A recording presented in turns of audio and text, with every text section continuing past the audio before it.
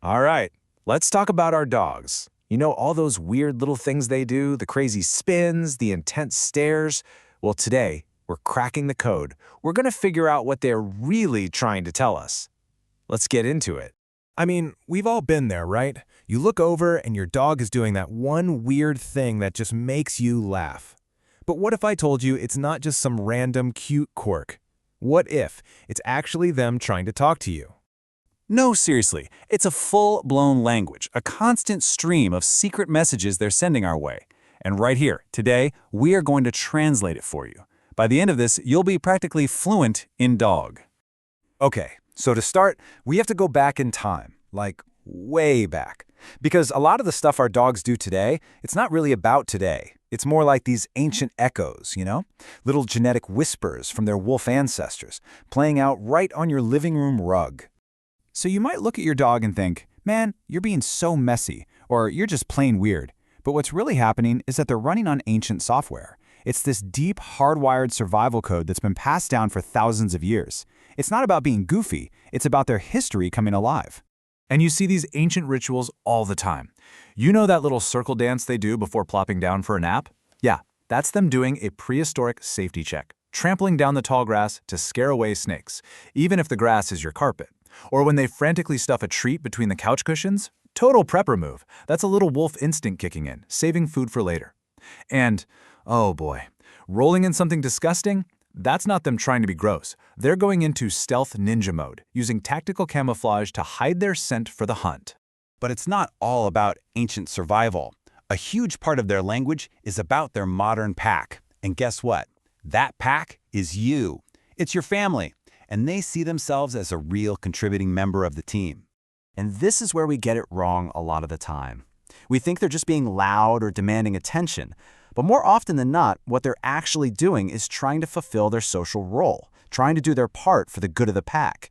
Ever heard your dog howl along with a passing siren? That's not random. That's pack choir practice. They're trying to make your whole crew sound bigger and more intimidating. And when they bring you that, gift, believe it or not, they might actually think you're a terrible hunter and are trying to feed you. It's an act of charity. And my favorite, when you're petting them and they gently place their paw on you, that's the reciprocal pet. They are literally petting you back, strengthening your team bond. Okay, so we've got ancient instincts and pack behavior, but now we get to the really mind-blowing stuff.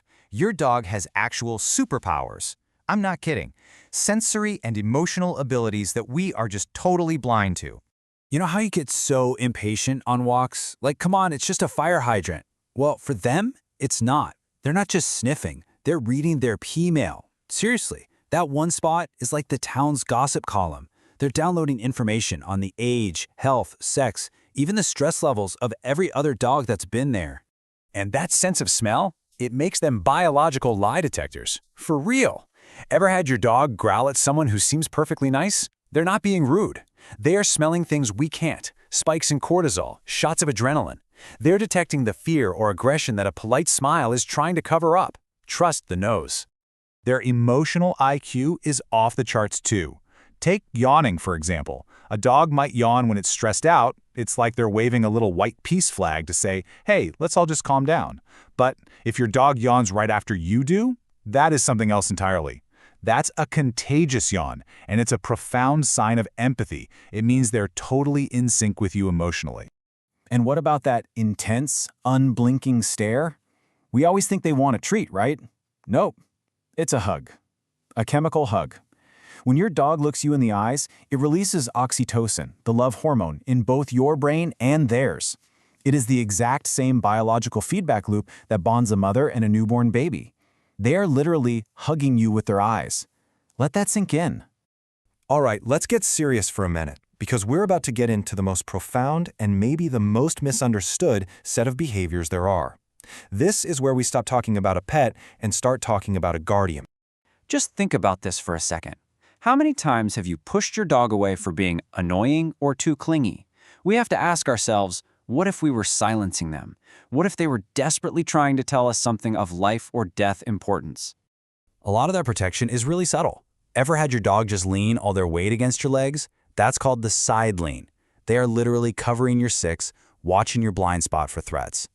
And when they obsessively lick a cut or a wound, It's not just a weird habit. Their saliva actually has antibacterial properties.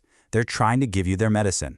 But there is one signal that is misunderstood more than any other, and it's this. Your dog suddenly climbs onto you, turns into a heavy furry blanket, and will not move. I need you to understand this. That is not them being needy. That is them pulling the 5-alarm fire alarm. This is their guardian protocol. Their nose can smell things on a cellular level, the subtle changes that signal cancer, an impending seizure, or dangerous drop in blood sugar. They might be using their body weight to apply deep pressure, grounding you during a panic attack. In that moment, they become a living, breathing shield, protecting you from a danger that you can't even see. There's actually a term for this, medical altruism. It's this incredible instinct to use their advanced senses and their own body to shield their leader, to shield you from invisible dangers. It's the ultimate act of devotion. So, where does all this leave us? The takeaway here isn't just about knowing some cool dog facts. It's about fundamentally changing how we respond to our best friends. Every single thing they do, from a simple yawn to that heavy lean, it's a message. We have to start seeing them for what they are. Not just a pet, but a guardian wrapped in fur, constantly monitoring our world and our well-being in ways we're just now starting to grasp. But here's the crazy part. It's estimated that 90% of owners scold their dogs for some of these exact behaviors, especially the ones that are desperate attempts to protect us. We see neediness, where they are screaming a warning. So I'll leave you with this critical question.